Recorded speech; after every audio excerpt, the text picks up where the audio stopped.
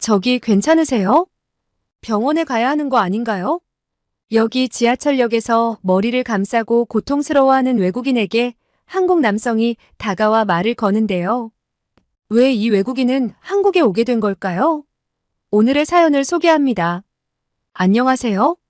저는 스웨덴의 수도 스톡홀름에 살고 있는 에바라고 합니다. 스톡홀름 대학교에서 사회복지를 전공하고 있습니다. 여러분들도 아시다시피 스웨덴은 매우 전폭적인 복지 정책을 추진하는 나라로 손꼽히기도 합니다. 스웨덴의 복지가 발달할 수 있었던 이유는 유럽의 다른 나라들이 1, 2차 세계대전으로 힘든 시간을 보낼 때 스웨덴은 전쟁이 일어나지 않았고 오히려 그때 고도성장을 하기도 하였습니다. 하지만 갈수록 빈곤율이 높아지고 지하철역마다 노숙인들로 붐비는 등 복지천국이라고 불리던 스웨덴은 해결법을 아직 찾지 못하고 있습니다. 저는 복지에 관한 관심이 많아서 각 나라들의 사회복지 관련 제도에 대한 조사를 하는데 아시아 나라에 대한 내용을 살펴보다가 한국의 복지에 관한 논문을 보게 되었습니다. 한국도 선진국의 반열에 올라선 나라이긴 하지만 여전히 휴전 중인 나라이고 아주 작은 나라라는 인식이 강해서 큰 관심을 두지 않았었는데요. 한국을 여행하고 온 선배들이나 교수님들의 이야기를 들으면 한국이 놀라운 나라라는 말을 많이 해서 궁금하긴 했습니다. 특히 한국 음식을 잊지 못해 다시 가고 싶다는 말도 하더군요. 학교에서 사회복지 연구조사를 위한 연수를 보내주기도 하지만 저는 사실 빈혈이 심한 편이라 갑자기 급성 빈혈이라도 오면 호흡곤란과 어지러움으로 쓰러지는 경우가 종종 있어서 집을 떠나 멀리 가는 건 꿈도 꾸지 못했답니다.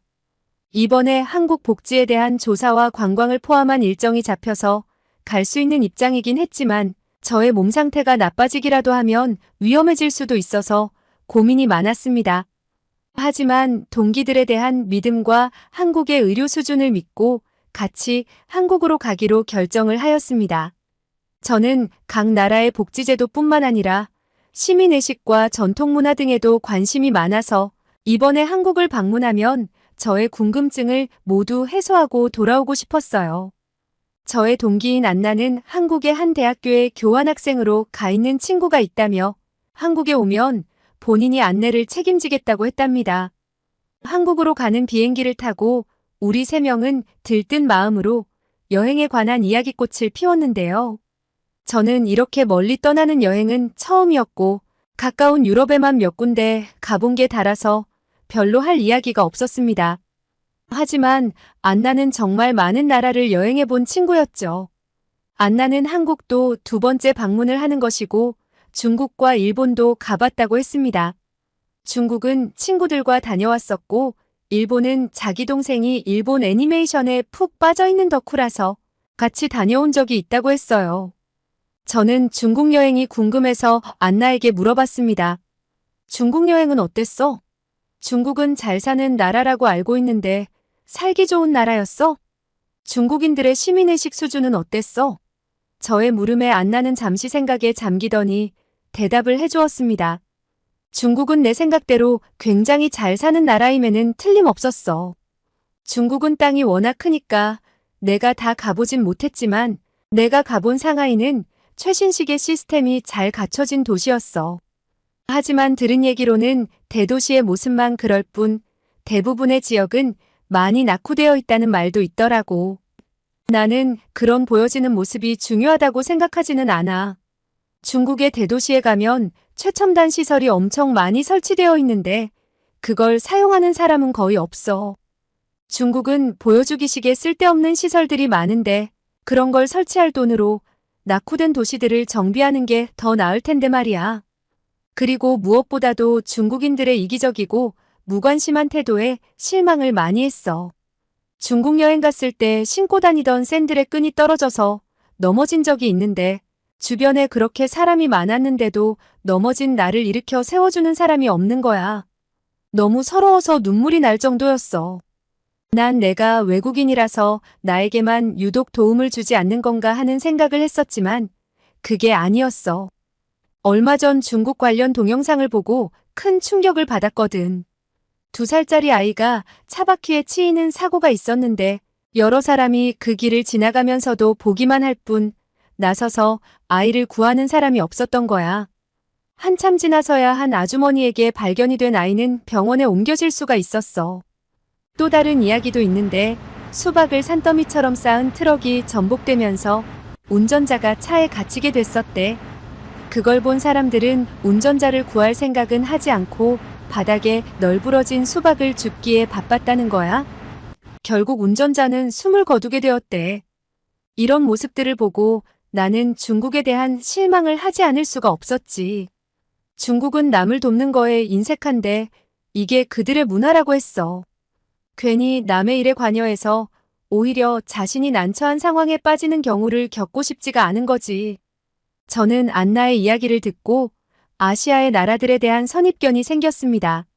아시아를 대표하는 중국이 이 정도 수준의 문화와 시민의식이라니 다른 아시아 나라는 더하면 더했지 덜하진 않을 거라는 생각이 들었거든요. 저는 한국도 가본 안나에게 한국에 대해서 알고 있는 건 없느냐고 물어보았습니다. 안나는 한국에서는 며칠 있어 보진 않았지만 더운 날씨 때문에 고생한 것 말고는 특별히 안 좋은 기억은 없다고 했어요. 어차피 이번에 한국에 가면 직접 경험할 수 있으니 겪어보라고 했죠. 오랜 비행의 끝에 드디어 한국에 도착을 한다는 안내방송이 나왔어요. 한국행 비행기라서 그런지 한국인들도 많이 탑승을 했었는데요. 그들은 아직 착륙을 하지 않았는데도 미리 자신들의 짐들을 챙기며 서두르는 모습을 보였어요. 한국인들에게는 조금 미안한 말이지만 성격이 급한 민족이라는 생각이 들었죠.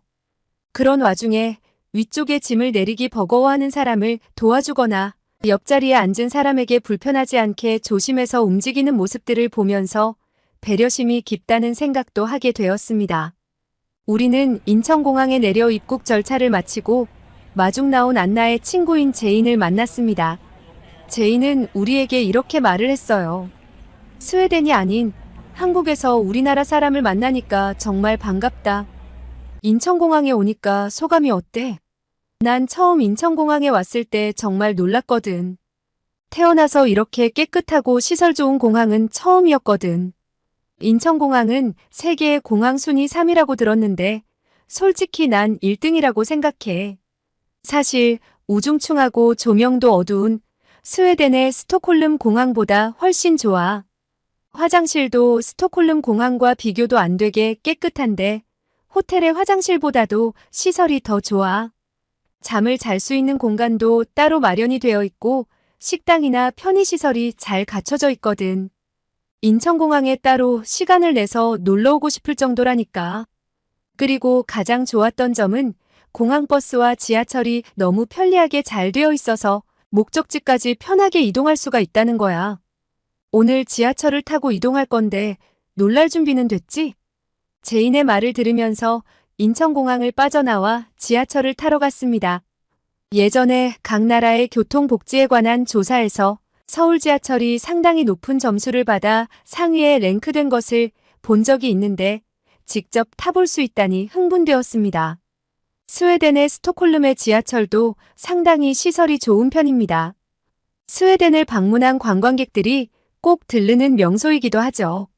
예술이 접목된 멋진 주변 인테리어가 눈길을 사로잡고 편리한 에스컬레이터가 설치되어 있으며 승강장 주변이 깨끗하게 유지되고 있거든요. 지하철을 타기 위해 승강장으로 갔을 때 스웨덴과는 분위기가 완전 다르더군요. 깔끔한 최신식의 시설과 밝은 환경에 기분까지 좋아지더라고요. 에스컬레이터와 엘리베이터가 승강장까지 설치가 되어 있었고 승강장 전체에 스크린 도어가 설치되어 정말 안전해 보였어요. 스톡홀름의 지하철을 이용하면서 여기만큼 깨끗하고 편리한 곳은 없다고 자부했었는데 한국의 지하철을 타보니 왜 서울 지하철이 상위에 랭크가 되었는지 이해가 되었습니다. 열차칸에 들어갔을 때는 더 신기한 장면이 연출되고 있었는데요. 모두들 핸드폰을 들여다보고 있는 모습이더군요. 무료 와이파이가 설치되어 있어서 열차칸 안에서도 마음껏 데이터를 사용할 수가 있다고 하더라고요. 또 좋았던 게 한국의 지하철은 급출발이나 급제동이 없어서 손잡이를 잡지 않아도 충분히 안정적이게 서 있을 수가 있었고 소음도 크지 않아서 쾌적하게 열차 이용이 가능했어요. 교통약자를 위한 자리가 따로 마련이 되어 있었고 할아버지나 할머니가 타면 자리를 양보하는 모습도 볼 수가 있었습니다. 그리고 엄청난 사실을 알게 되었는데 환승제도라는 것이 있어서 지하철을 타고 나와 무료로 버스를 탈 수 있다고도 했어요. 약간의 환승요금이 발생하는 경우도 있다고 했지만 정말 요금이 저렴했죠. 그 어떤 나라에서도 환승제도라는 건 없다고 들었는데 이런 좋은 제도를 갖추고 있는 한국에 사는 한국인들이 너무 부러웠죠. 안나는 예전에 일본에 여행을 갔을 때 비싼 지하철 요금 때문에 교통수단 이용이 부담스러웠다고 했습니다.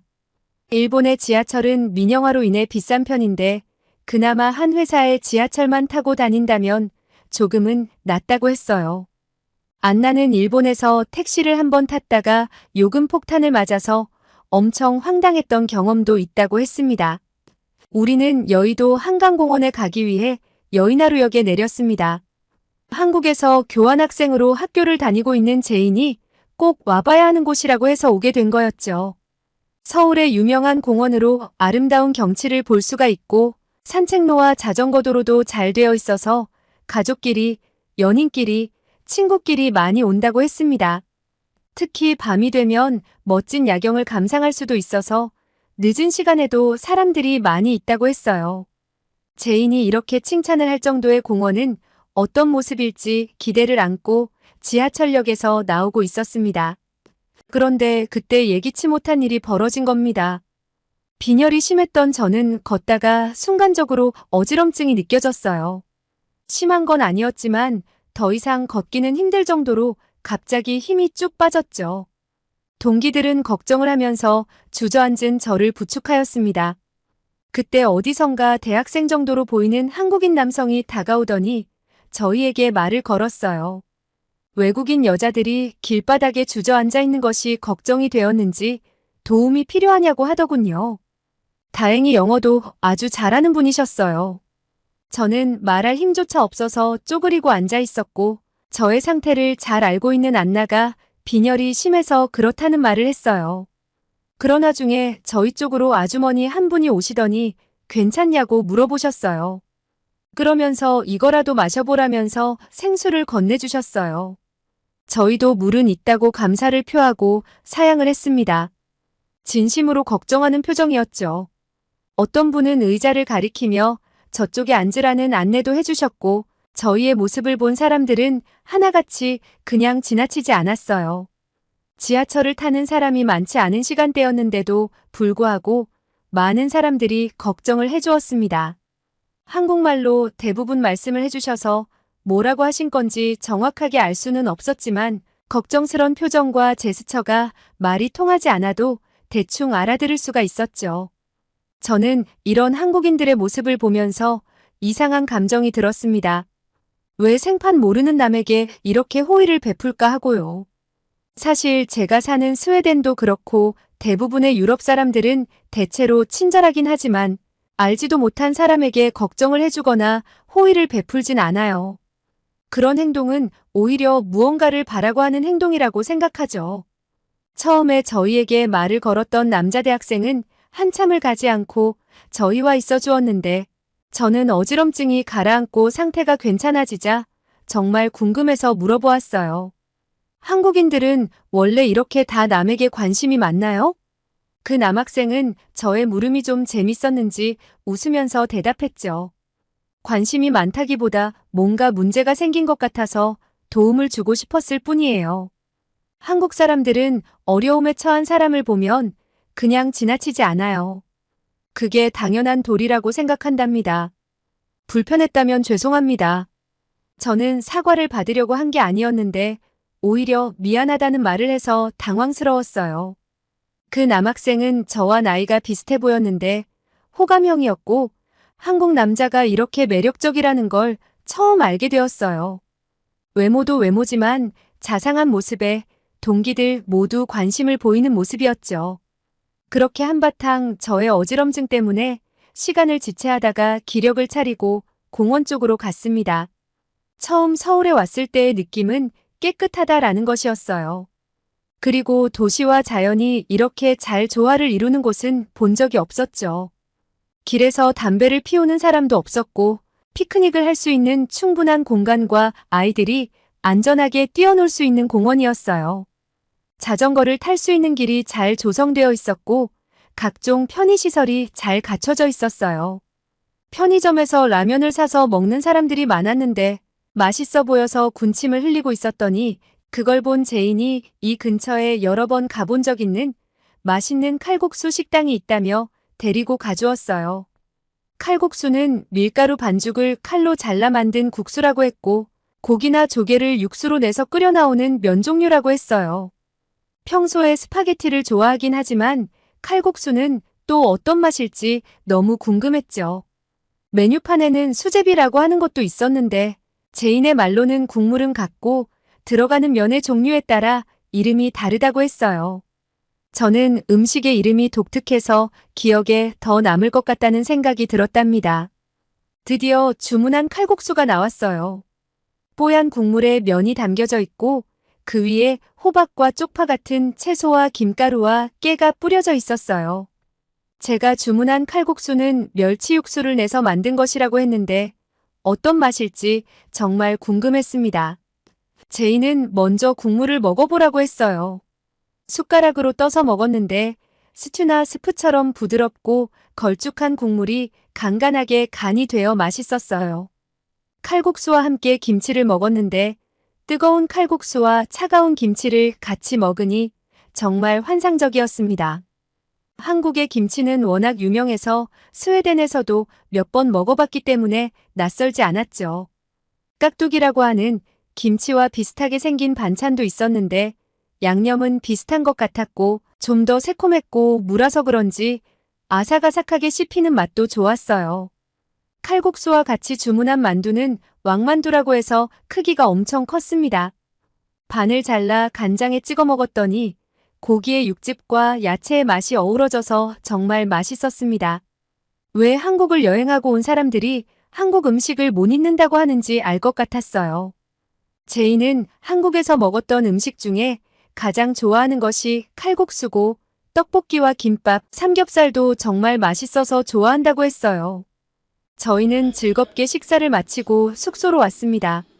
다들 짐을 풀고 피곤했지만 맛있는 음식을 먹고 와서 그런지 컨디션이 나쁘진 않았습니다. 저는 자려고 침대에 누웠을 때 낮에 있었던 일이 생각났어요. 저를 도와주려고 몰려온 한국 사람들이 생각나면서 한국이라는 나라에 애정이 생기기 시작했죠. 마음 따뜻한 사람이 가득한 나라라는 생각이 들면서 며칠간의 일정도 잘 소화하고 돌아갈 수 있겠다는 생각에 안도감이 들었습니다. 한국에서 있으면서 여러 가지 일들이 있었지만 저에게 가장 기억에 남는 일은 저를 돕기 위해 말을 걸어준 사람들이었답니다. 남에게 관심을 두지 않던 저 자신을 되돌아볼 수 있는 기회도 되었고요. 그때 도움의 손길을 내어주신 분들께 진심으로 감사 인사드립니다. 오늘은 스웨덴의 여대생이 한국인들의 이유 없는 호의에 감동한 사연을 들려드렸는데요. 한국에서는 어려움에 처한 사람을 도와 뉴스에 나오는 분들이 종종 있는데 그런 걸 볼 때마다 저도 가슴 벅찬 느낌을 받는답니다. 한국인들은 태생적으로 선한 사람이라는 생각이 드네요. 오늘도 끝까지 들어주셔서 감사드리고 구독과 좋아요 부탁드립니다. 이상 미연이의 공감 튜브였습니다.